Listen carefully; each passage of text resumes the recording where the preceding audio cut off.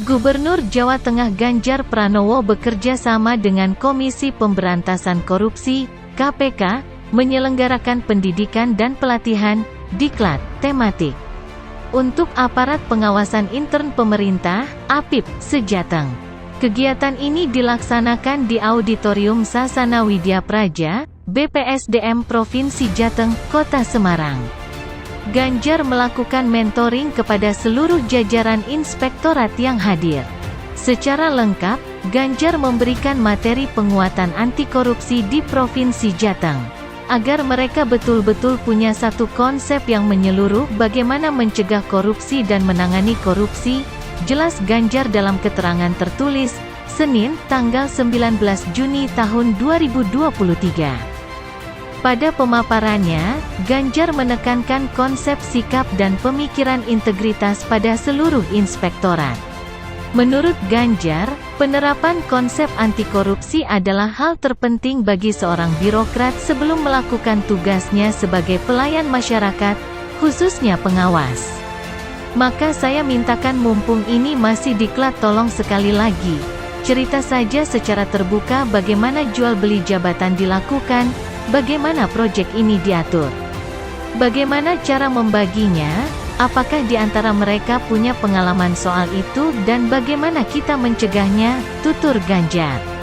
Ia menjelaskan saat ini pihaknya sudah menerapkan kurikulum anti korupsi kepada siswa sekolah melalui Pergub Nomor 10 Tahun 2019. Diketahui sebanyak 367 sekolah sudah menerapkannya sejak akhir 2022. Ganjar mendorong para inspektorat agar menumbuhkan budaya malu melakukan tindak korupsi karena pendidikan anti korupsi sudah dipelajari sejak sekolah. Terlebih, sekarang sudah ada 30 anak muda agen anti korupsi yang tersebar di seluruh Jateng. Ganjar menegaskan inspektorat se-Jateng harus menularkan budaya tersebut kepada seluruh rekan-rekan ASN. Ia juga mengajak para inspektorat melibatkan anak muda untuk menerapkan hal ini. Bagaimana mengedukasi mulai dari pendidikan, mengajak kerjasama dengan anak-anak muda, terus masyarakat sipil, terus kemudian memperbaiki apa yang terjadi di dalam, pungkas Ganjar. Ganjar Pranowo menekankan konsep sikap dan pemikiran integritas pada seluruh inspektorat. Menurutnya, penerapan konsep tersebut merupakan hal terpenting bagi seorang birokrat sebelum melakukan tugasnya sebagai pelayan masyarakat, khususnya pengawas. Maka saya minta mumpung ini masih diklat tolong sekali lagi, cerita saja secara terbuka bagaimana jual beli jabatan dilakukan, bagaimana proyek ini diatur, bagaimana cara membaginya, apakah di antara mereka punya pengalaman soal itu dan bagaimana kita mencegahnya, tandas Ganjar. Lebih lanjut Ganjar menjelaskan, saat ini pihaknya sudah menerapkan kurikulum anti korupsi kepada siswa sekolah melalui Pergub Nomor 10 Tahun 2019. Sebanyak 367 sekolah sudah menerapkannya sejak akhir tahun 2022. Oleh karena itu, Ganjar mendorong para inspektorat untuk menumbuhkan budaya malu melakukan tindak korupsi karena pendidikan anti korupsi sudah dipelajari sejak sekolah. Terlebih kini sudah ada 30 anak muda agen anti korupsi yang tersebar di seluruh Jateng.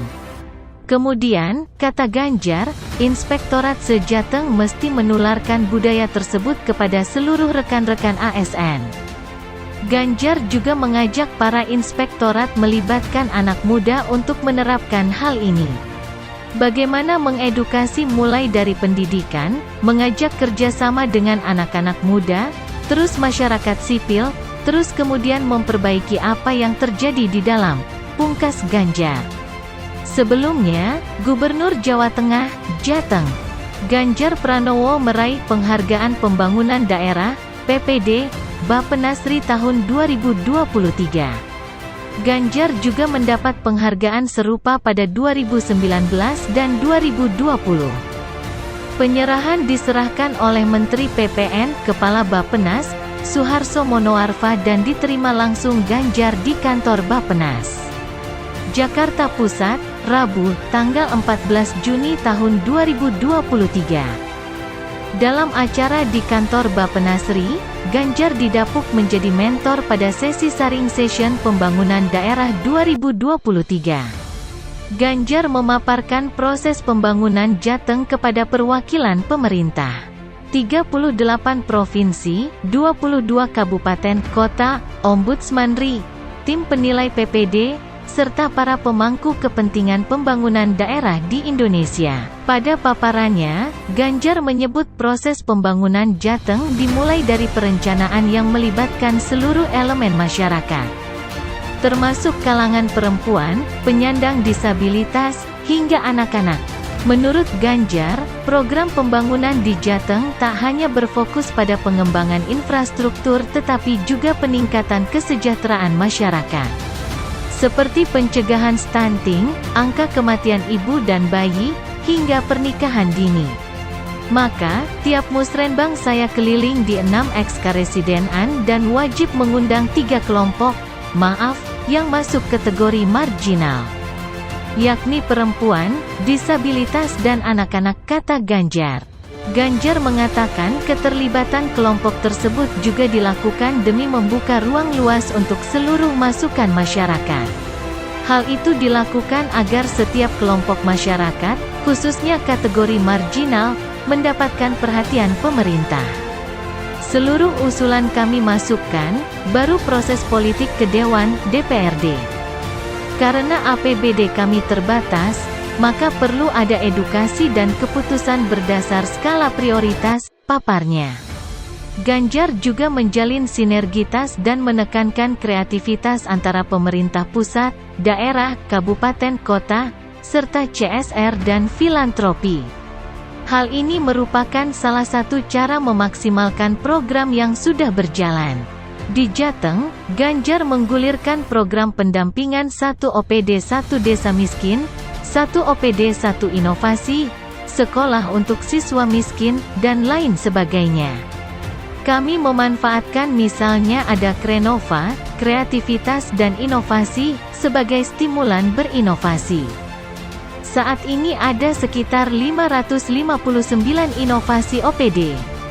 Teman ASN itu perlu dipaksa berinovasi, tapi ternyata senang dipaksa, tuturnya.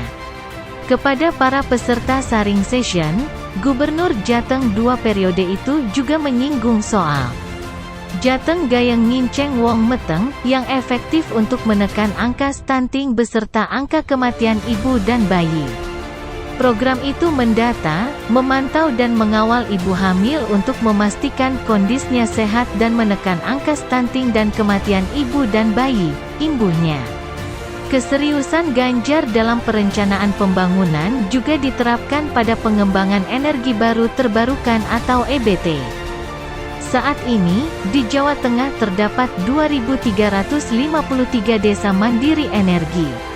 Seluruh DME tersebut terdiri dari 2.167 DME inisiatif, 160 DME berkembang, dan 26 DME mapan. Kami juga mengembangkan energi baru terbarukan di tingkat desa, pungkas Ganjar.